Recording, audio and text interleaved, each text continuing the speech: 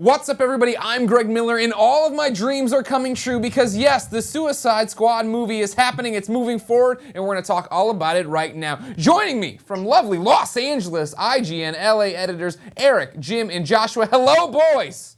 Hello, Greg. Jim, I'm going to go straight to you. You're Mr. Movies. Okay. What do you think of this cast? What are the highs and the lows of it? I don't see any lows so far. I'm loving this cast. I love everybody that they've picked. I think it's my only question is more about a character, not about the actress playing it. Is Enchantress? It's just simply because I don't know that character, and if she's a true magical character, how does that really work in? But overall, I think this is they went for the nuclear option in this casting, and it works. I love it. Joshua, you're Mr. Comics. Tell me a little bit about Enchantress. She's actually not too dissimilar from the Marvel Enchantress, who's an Asgardian sorceress. This one's not Asgardian, she's a sorceress, kind of a split personality. Bit of a minor character, even in the comic books, but I think they went with her because they wanted another a cool female character to put on the team. And yeah, I'm really interested to see how they tackle the magic part. What do you think of the cast? I mean, you and I are the comic book nerdy ones. I mean, don't get me wrong, Eric Goldman, he's a cool jock kid, but he likes comics too. But you and I are the one who bond over the comiks. What do you think of the cast? I think it's really, really awesome. I mean, we're getting Harley Quinn in live action movie. That's so cool. And a new Joker. That's probably the biggest thing to come out of this. Although Will Smith is Deadshot, also equally awesome. But another Joker on screen, that's going to be crazy. And what's really weird in the comics, he's not on the Suicide Squad. Right. A lot of people hear this team of villains. They think he's going to be part of it, but he's probably not going to. And so we're thinking the big theory around the office is that the Joker will actually be the villain of this movie. Oh, that's interesting. So you think this Suicide Squad is going to be sent out to stop the Joker? Something like that, or maybe they're after the Joker, or the Joker knows something. For anyone who watched Batman: Assault on Arkham, the animated movie that came out this year, which was really good, I reviewed it, gave a great review. The Joker was pitted against the Suicide Squad because he knew where these dirty bombs were around the city. Eric, is this all part of the plan that all of a sudden so many people know about the Suicide Squad? Growing up, being a comic book fan, I knew the Suicide Squad, but now, they're in Arrow. They were in the last Batman game. There's the new anime. There's all these different things that are leading up, it seems, to this movie. Yeah, it's interesting because, we can't help but talk about comparing DC to Marvel as far as they're launching into all this movie stuff, and they're playing catch-up. And, Marvel waited until they did Guardians of the Galaxy, a few movies in. DC, they're going big on Suicide Squad, and you make a good point about how they're really kind of putting them out there in a lot of different ways. I think the casting of this movie and how big it is really kind of reinforces that they want to push the Suicide Squad as the next big thing. Because, it's not like Guardians where they're like, you don't really know these actors, but we're going to sell you because Marvel's a brand. It's like, no, check it out. We've got Will Smith and even Jared Leto, who, he's a rock star. He's somewhat of a movie star. But the Joker, just putting the Joker in the movie, that is a huge selling point. So, I think DC is like, let's turn the Suicide Squad into something that everyone knows about. Jim, from the movie side, do you see that? Is this the analog to Marvel's Guardians of the Galaxy? I think it's more their anti-Avengers in a way, because even when Justice League comes around, let's face it, you have on Suicide Squad, you have Tom Hardy, Will Smith, Jared Leto, and then on the Justice League side, you have, Ezra Miller's Flash, and then Jason Momoa's Aquaman. It kind of doesn't really hold a candle, the sort of star wattage of Suicide Squad, and the sort of the legacy of always casting like the bigger name actors as the villains. But I think in a way it is like what Goldman said. They are trying to play catch up, and let's face it, the buzz this week, the headlines they've gotten. They've put themselves on the map for 2016, not only with Batman v Superman, but now with Suicide Squad. I mean, that's a pretty great game of one-upmanship. So now you bring that up, 2016, Batman v Superman, and of course now the Suicide Squad. For you, Jim, which one's the front runner for most anticipated? Oh, geez, I never thought I'd say this because just the fact that we're getting a Suicide Squad is amazing. But I'm a huge Batman fan. I can't wait to see those two characters together. But I got to say, Suicide Squad just jumped ahead. Wow. It's now my must-see just because it is so ballsy and such a just the fact that it's also going to be sold towards families and kids, and it's got the word suicide in the title. You kind of don't envy the marketing people. Like, I bet you Squad will be played up a lot more. Yep. It's funny you say that. Today, actually, up here at IGN San Francisco, we got a press release about the next Lego Batman DLC pack, and it's all about the Squad. And it's these kind of characters. No mention of Suicide Squad, but Amanda Waller is watching out over the Squad. And I thought that was the one thing that's been so interesting in this story is we've heard all these names, the girl from Wolf from Wall Street, you got Will Smith, you got all these different people. The one thing that made my eyes bulge out of my head, Joshua, was the idea that Oprah could be Amanda Waller. How do you feel about that? My God, that would be the cherry on top of this casting. That is, that was a big what the heck when we heard that rumor. Again, it's just a rumor right now. There's some other fine actresses in contention for the role, being considered for the role, I should say.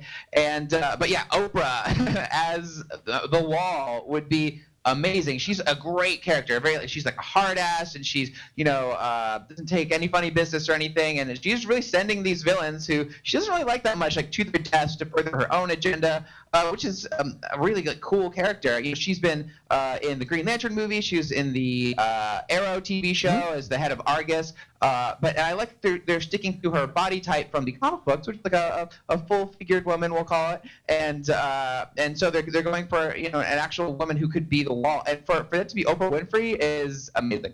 Yeah. Hey, look, it's a bigger sugar bowl, same sweet flavor. I'm just saying. Eric, do you, at all, this is something I think we see a lot with adaptations going from TVs to movies. Is there a concern about these big names coming in and not doing justice, quote unquote, to these characters? Because we brought up, Arrow, they do have such a great Suicide Squad. They do have such a great Amanda Waller. And now, of course, they have the Flash TV show. There's all these different things as we start building out this universe. If we keep attaching big names to it, are you worried that that's what people are going to get hung up on, that they don't see Deadshot, they see Will Smith? I don't know, it is interesting. It was funny again that we got this full cast announcement the week that we were getting the big Arrow Flash crossover, which involved Captain Boomerang, played by a different Spartacus alum. Right. So it's for us, the IGN people working in IGN and the people who read IGN, it's hard not to make a lot of comparisons there, and there will be a lot of hey, we're really enjoying Flash and Arrow. And this movie is going to be very star-driven. I think, Jim and I had a big conversation video about the Oprah thing the other day and how you have to see it from the studio's point of view. They do want these big names to sell this very strange property to people and to sell the DC movie universe because it's not established yet. So all we hope is it's a cool movie because, you don't want to look at Will Smith and just be like, that's Will Smith. Yeah. I don't see Deadshot at all. You hope that it's more immersive than that. I think Will Smith is a very good actor. He's given some very good dramatic performances, so I don't want him to play this like Men in Black, but I don't think he has to either. So I think as long as, when we see that first trailer and we kind of get the tone of the movie, hopefully it won't be like stars. It'll be like, this is a cool movie with some cool characters played by some very recognizable actors. If Will Smith has the Deadshot stash, then I give the thumbs up. That's all you need? Yeah. Jim. And I wanted to mention, by the way, just that Jim made a good point about that this is almost like their version of Avengers. This will come out before Justice League. I actually think that's kind of amazing that this is DC's first big team movie. Yeah. That it's like, hey, here's something completely different. Well, that's the whole point of Batman v Superman, right? Is establishing these characters so they can go on and be the Justice League, but establishing really the next step of the cinematic universe. And that's why, Jim, for Suicide Squad, what are the chances Jesse Eisenberg shows up as Lex Luthor? I think that, they are reportedly trying to negotiate that deal with him. We found out a rumor yesterday that in Batman v Superman, the Joker exists. Superman apparently makes a mention of him. So I'm wondering, will we see, even if it's just a quick news flash or anything in either one of these movies, either Ben Affleck's Batman or Jared Leto's Joker just popping up even as an image. Right. They are going to be the same universe, obviously. And and again, like I had to kind of go back to what Joshua had mentioned, the idea of, I really do think the Joker is the villain of this movie, and they have to go out and stop in. Like, you think about it, like he's not going to take orders from anybody. If there's they have to send out the most dangerous bad guys to bring down the worst bad guy of them all. Sure. Well, how did he either get loose, or how did he get sent into prison, or whatever? And you have to imagine that Batman is going to get name dropped at least in Suicide Squad. You figure that could be the easy narrative thread for this, and why Amanda Waller's finally getting involved, right? Batman's been established, which means the Joker's been established, and she's had it. This guy keeps breaking out of prison, and he keeps killing people, so I'm sending in the people that I don't mind killing to kill him. Right. And don't forget, we're a year and a half from Batman versus Superman even coming out. There's plenty of time to shoot a couple new scenes that with some of these Suicide Squad Oh my God! actors. Don't get me excited, Eric Ullman. Yeah. Don't do this to me. Sorry. It's okay. All right, so let's go through our final thoughts. Joshua, anything you want to say to put a pin on the Suicide Squad? I can't wait for Oprah Winfrey as DC's Nick Fury. She comes in every after credit scene from here on out. Mr. Goldman, final thoughts. Yeah, super excited by this. And we mentioned it in passing, but I'm super excited for Harley Quinn, Margot Robbie. I hope I'm saying her name right. Robbie. Seems like such a great choice.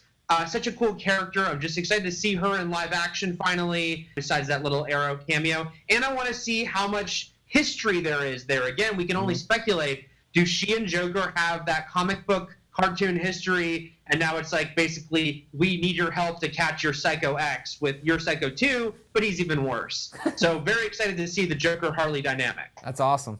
Jim?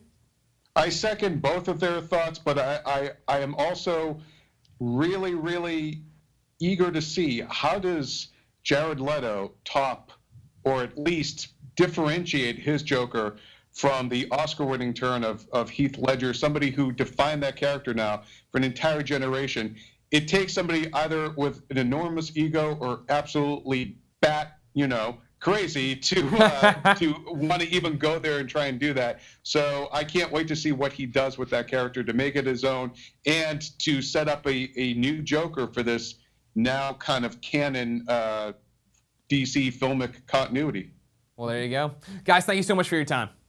Thank you very much. Ladies and gentlemen, what do you think of the Suicide Squad? Let us know in the comments, then share this video with your friends. And of course, keep coming back to IGN each and every day, because these comic book movies keep announcing things to find out what's happening with your favorite heroes or villains.